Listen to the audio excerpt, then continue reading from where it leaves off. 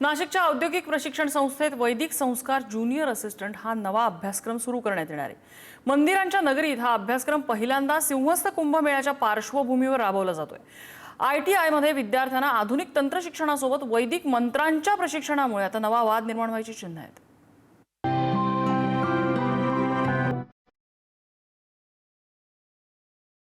दर 12 वर्षांनी नाशिक आणि त्र्यंबकेश्वरमध्ये भरणाऱ्या सिंहस्थ कुंभमेळ्यासाठी संपूर्ण देशातून कोट्यवधी भाविक नाशिकमध्ये येतात। या दिवसांमध्ये मोठ्या प्रमाणात नारायण नागबळी, कालसर पूजा आणि सोबतच इतर पूजांचं प्रमाणही वाढतं। भाविकांच्या ह्या पूजा विधीसाठी पुरोहितांची कमतरता होऊ नये म्हणून सरकारमार्फत अल्प मुदतीचा रोजगारक्षम अभ्यासक्रम हा उपक्रम राबवण्यात येतोय। औद्योगिक प्रशिक्षण संस्थेमध्ये पहिल्यांदाच वैदिक संस्कार ज्युनियर असिस्टंट हा अभ्यासक्रम राबवला जाणार आहे। यामध्ये विद्यार्थ्यांना वैदिक संस्कार आणि मंत्र उच्चाराचं प्रशिक्षण दिलं जाणार आहे, ज्यामुळे कुंभमेळ्यात योग्य प्रशिक्षण घेतलेले पुजारी मोठ्या संख्येने उपलब्ध होतील।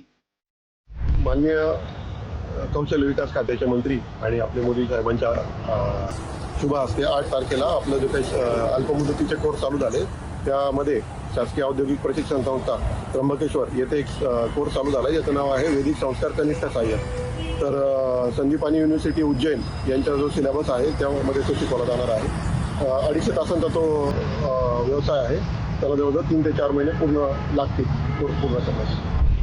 या वैदिक संस्काराच्या अभ्यासक्रमामुळे अनेकांना रोजगाराची संधी मिळणार आहे। नाशिक आणि त्र्यंबकेश्वर अशा 2 ITI मध्ये हे शॉर्ट मुदतीचा अभ्यासक्रम सुरू झालाय।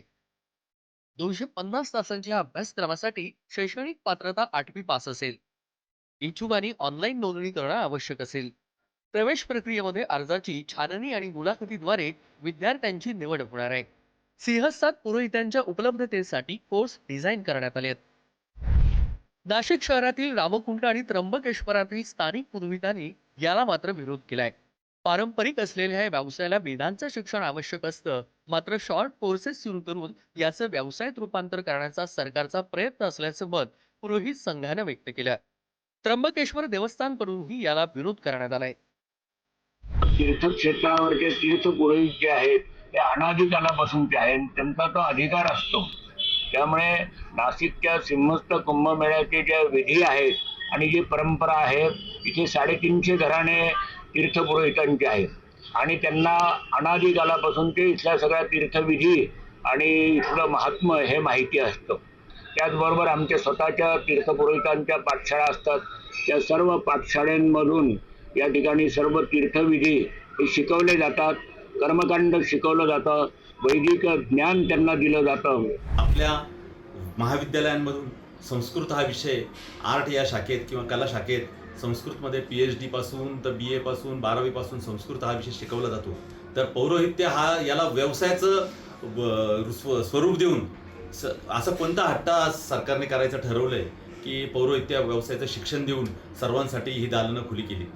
परंतु अशा प्रकारे त्याला व्यवसायाचं स्वरूप देऊन सरकारने हा जो काय अभ्यासक्रम आणलेला आहे, यासाठी मी ॲज त्र्यंबकेश्वर देवस्थानचा विश्वस्त म्हणून आणि एक भारताचा हिंदू धर्म विचारसरणी असलेला नागरिक म्हणून माझा याला पूर्ण विरोध आहे। पुरोहित संघाने केलेल्या विरोधानंतर आता सरकारचा रोजगाराभिमुख नवीन उपक्रम किती यशस्वी होणार यावर सध्या प्रश्न उपस्थित केले जात आहेत।